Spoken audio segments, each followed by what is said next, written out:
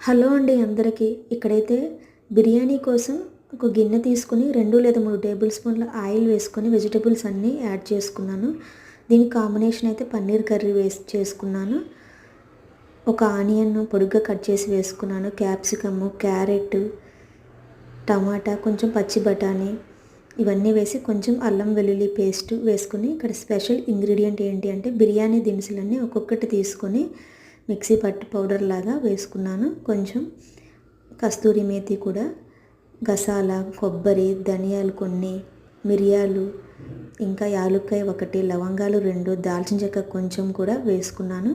ఆ తర్వాత అది పౌడర్ కూడా ఫ్రై అయిన తర్వాత మిక్సీ పట్టుకొని వేసుకొని ఫ్రై చేసుకున్న తర్వాత మనం ముందుగానే కడిగి పెట్టి ఉంచుకున్న బిర్యానీ రైస్ వేసి 2 నిమిషాలు ఫ్రై చేసుకున్నాక వాటర్ సరిపడా వేసుకొని, ఆ తర్వాత కొంచెం పైన గార్నిష్ కోసం కొత్తిమీర, పుదీనా, ఇంకా కుంకుమ పువ్వులో పాలు వేసుకొని కొంచెం లైట్గా పసుపు వేసుకొని పైన స్ప్రెడ్ చేసుకున్నాను.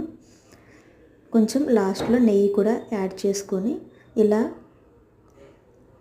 బిర్యానీ ఇంకా పన్నీర్ కర్రీ, రైతా, లెమన్ ఆనియన్తో సర్వ్ చేసుకొని తింటే ఈ వెజ్ బిర్యానీ చాలా బాగుంటుంది. ఎప్పుడూ తినే నాన్ వెజే కాకుండా అప్పుడప్పుడు ఇలా పన్నీర్తో కూడా బిర్యానీస్ ఇలా చేసుకుంటే చాలా బాగుంటుంది.